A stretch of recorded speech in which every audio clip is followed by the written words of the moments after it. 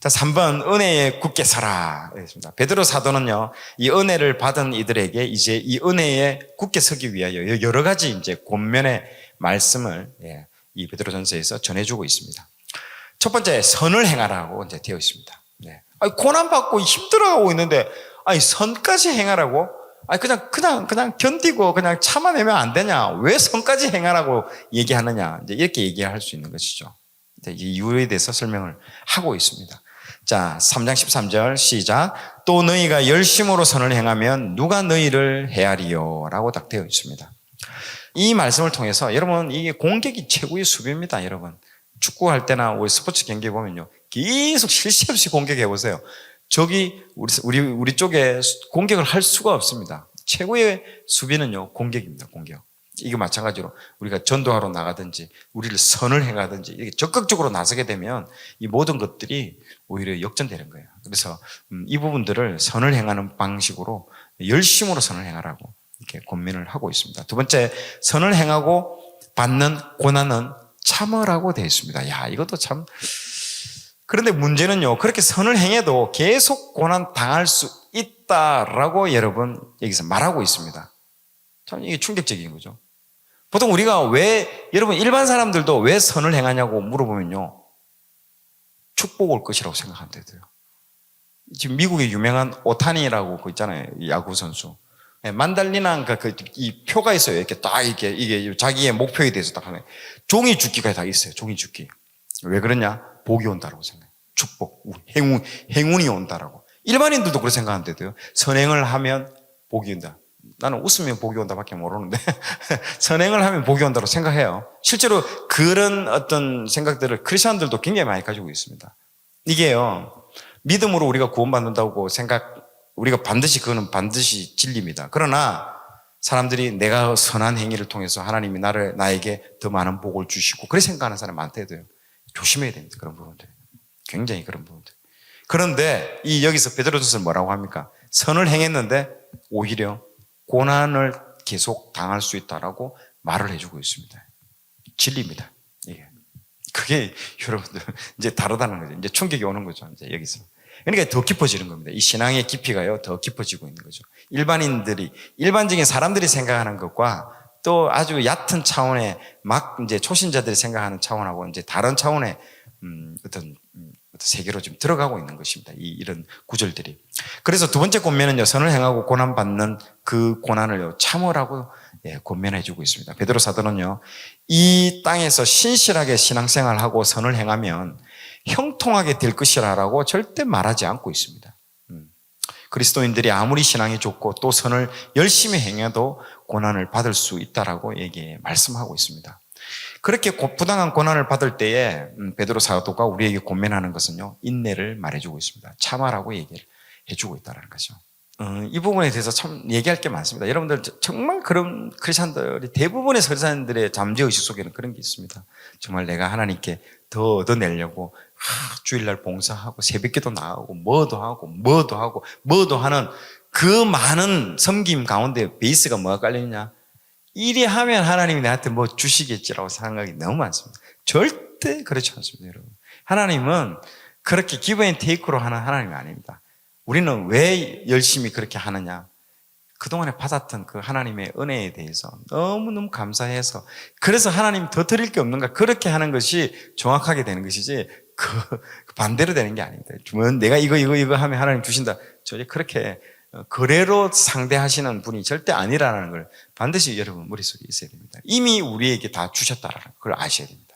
이미 십자가상에서 우리에게 모든 사건으로 다 주셨습니다. 우리가 받았던 은혜들은 넘치고 넘칩니다. 그걸 우리가 모를 뿐이고 깨닫지 못하는 거예요. 그럼 우리가 이제 할 거는요, 반응을 해야 됩니다. 거기에 대한 반응. 그러니까 그걸 느끼지 못하니까요, 그런 자기의 열심으로 선행을 통해서 얻어내려고 하는 거죠. 근데 그게 깨달아지는 순간, 내가 엄청난 은혜를 받았다는 깨달아낸 순간 가만히 있지를 못하는 거예요.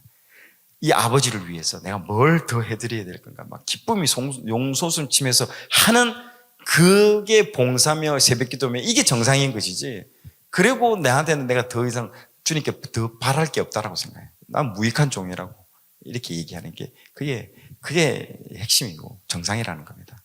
두 번째, 선을 행하고 받는 고난을 참아라. 예, 부당하게 고난을 받아도 하나님을 생각함으로 슬픔을 참으면 이는 아름다우나, 이렇게 다 되어 있습니다.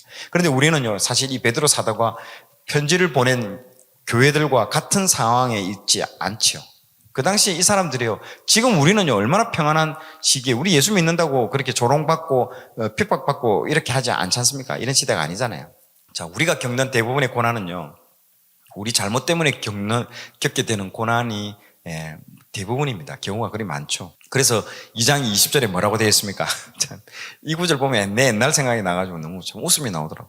자, 시작. 죄가 있어 매를 맞고 참으면 무슨 칭찬이 있으리요. 그러나 선을 행함으로 고난을 받고 참으면 이는 하나님 앞에 아름다우니라. 아멘. 정말 정은수의 비포 애프터입니다. 비포 애프터. 네, 그렇지만 베드로 사도가 말씀하듯이 이렇게 선을 행하다가 고난을 겪는 경우도 분명히 있기는 있다라고 얘기를 하고 있습니다. 우리는요, 이 둘을 잘 분별할 수 있어야겠습니다.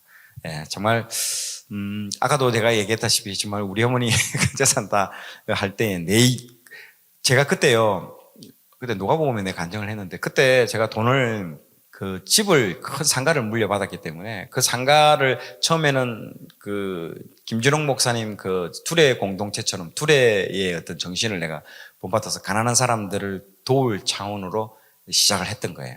실제적으로. 그런데 실제 내 안에 깊은 내 마음 안에는요, 돈을 사랑하는 거예요. 그 사람들보다도. 그 사람들을 이용해서 내가 돈을 좀 더 벌어보겠다 하는 생각밖에 없었어요. 그래서 겁도 없이 22살짜리가요, 내 그 상가집을 담보로 해가지고 대출을 엄청나게 받아가지고 빵집 3개를 딱 이렇게 차린 거예요. 그리고 가난한 사람들, 아주 먹고 살기 힘든 가난한 사람들을 두레 마을의 공동처럼 고용을 한 거예요. 자신의 가게처럼 하시라고 했거든요. IMF 터지면서 다 말아먹었습니다. 그리고 이 사람들이 일하는 걸 내가 보니까요, 왜 망하는지 알겠더라고요. 여러분들, 사람은요, 이게 변하지가 않습니다. 정말 어렵더라고요. 왜 힘들게 사는지. 그래서 내가 그때 인간에 대해서 알게 된 거예요. 아, 사람은 어떤 존재인가라는 것들을 여러분 알게 되는 거예요. 왜 사람은 훈련을 시켜야 되고 또 그걸 통해서 변화가 필요한지를 알게 된 거예요. 그래서 그 정도의 갑집을 하고 교육을 얻고 우리 어머니 전 재산을 다 싹 다 날라 먹었죠. 진짜. 그런데 그 시작이 어떤 시작이었다고요? 돈을 사랑했다는 거예요. 그 사람들은 겉으로는요, 제가 어디 가서 내가 이 투레의 어떤 정신을 한번 반영하려고 했는데 이 사람들이 막 이래서 망했다라고 옛날에 다 내가 그런 말 했어요. 근데 어느 날 갑자기 기도를 하는데 하나님이 그 마음을 보여주시더라고요. 네가 돈을 사랑하지 않았냐고. 그 집을 담보로 해서 매일 일순으로 하는 거잖아요. 거기서 돈 벌어 들인 걸 이제 2부이자 3부이자처럼 돈 받아가지고 정말 그래 다 가난한 사람도 살고 나도 부자가 되고 막 이런 시스템 있잖아요. 비즈니스의 생각 그렇게 했대요 제가요. 그러나 그 깊은 동기가 이 사업을 시작한 깊은 동기는요, 돈을 사랑했다는 거죠. 구박이죠. 실패. 다 아는 겁니다. 이런 부분들은 하나님이 알게 해주신다는 거죠. 그런 부분들을 통해서. 그래서 뭡니까? 죄가 있어 매를 맞고 참으면 무슨 칭찬이 있으리요? 아무 칭찬도 없는 거예요. 엄청난 세월을요 고생을 많이 했습니다. 그것 때문에. 그래서 집안 사람들로부터 쫓겨나기까지 하고. 근데 그게 아브라함이 갈대아 우르를 떠나는 제가 서울로 올라오게 된 결정적인 동기가 된 거죠. 아니었으면 제가 지금도 마산에 있었으면 저는 고만고만하다가 그렇게 인생 끝났을 겁니다. 그리고 그 집이 있었으면 저는요, 신앙 전혀 저는 이런 모습이 아닐 거예요. 얼마나 부자입니까? 매달 거의 대리 월급이 4군데에서 상가에서 돈이 나오면요, 눈이 허렁멍텅하고 수금하면서 저녁에는 친구 만나서 레이저 즐기고 내가 좋아하는 거 다 하면서 주일날에 가서 또 이렇게 성경 가르치고 얼마나 아주 훈훈한 생활을 하겠습니까? 누구에게 영향을 줄 수 있겠습니까? 내 하나 만족하는 인생으로 끝났겠죠. 근데 하나님은 나를 그런 도구로 사용해가지고요, 지금 많은 사람에게 영향을 주는 그 자리로 오기까지 수많은 어떤 사건을 통해서 다루어가고 다루음을 당하게 되는 거죠. 요셉처럼요. 하나님께서 그런 것들을 통해서 다 날려먹고 온 집안으로부터 제 교회 다니고 나서부터 우리 이 집안이 망했다고 진짜 민망하더라고요. 내가 예수님 욕을 내가 다 먹게 했다고, 내가 참 복음을 다 막았다고 이래 하는 거예요. 그래서 진짜 야반 도주하듯이 내가 서울로 올라왔습니다. 모든 재산 다 잃고. 그런데 그때 진짜 야곱이 돌베개에 맞죠? 그 베델에서 돌베개를 하고 진짜 아무도 없는 눈물을 흘리고 이럴 때 그때 만나 주시더라고요. 만나주고 그때부터 이제 하나씩 해 나가는 거예요. 참 그 인생들 돌아보면요, 하나님 저 정말 천반지축입니다. 그러니까 제가 굉장히 여러분들에게 쉽게 설명하잖아요. 맞죠? 어려운 것도 쉽게 설명하는 게 뭔지 압니까? 완전 바닥에서 얼마나 내가 많이 바닥을 쳤겠습니까? 베라 별짓거리를 다 해봤거든요. 내가 인간이 할 수 있는 야곱처럼 별짓을 다 해봤어요. 결혼 전에 22살짜리가요. 그 대출 받아가지고 그렇게 돌리고 지금 생각, 참 그러니까 인간사를 다 보게 된 거예요. 그리고 사람이 어떤 존재인가도 알게 되고, 사람은 왜 힘들는 존재도 알게 되고, 몰랐던 거예요. 그러다가 나중에 창세기 성경 공부를 하는데요. 창세기를 통해서 내 인생이 천지개벽이 일어난 거예요. 그러면서 내 이전의 모든 그 조각난, 짜그러졌던 그 퍼즐 조각들이 이제 창세기를 해보니까요, 퍼즐이 착착착착착 다 맞아지는 거예요. 이렇게. 그러면서 내가 왜 그때 그런 결정을 했고, 내가 그때 왜 그런 어려운 일을 당했고, 이런 것들이 해석이 되어지는 거예요. 그 창세기의 모든 그 사건 하나하나가 그때 내 했던 사건으로 다 연결이 되면서 너무너무 이제 하나님이 그걸 통해서 내가 알게 되는 거예요. 그러니까요, 제가요, 이제는 모든 게 해석이 되어지는 거예요. 제 인생도 해석이 되어지고, 남도 나와 비슷하게 지금 고생하는 사람 보면, 저 사람이 어떤 지금 상황인 것들도 알게 되고. 그러니까 제가 말하는 게요, 팍팍 와닿을 겁니다. 왜? 체유를 했기 때문에 그런 거죠. 내가 거기서 개고생을 해봤기 때문에 여러분, 얘기를 해주면요, 어떻게 저 사람 저런 얘기가 뭐 이렇게 구체적이고 와닿고 얘기하냐. 구체적이 않은 사람은 안 살아봤기 때문에 그런 거예요. 어디서 들은 걸 더 전달하니까 그런 거예요. 살아보면 알게 되는 그런 말들인 거죠. 그래서 참 많은 시도를 많이 했습니다, 여러분. 그런데도 아직 제가 그렇게 늙어 보이지 않죠? 하나님이 보호하사 얼굴은 그래도 엄청 고생해서 막 늙게 돼야 되는데 참 그랬습니다. 그래도 순수했습니다. 그럴 때마다 하나님께 매달렸거든요.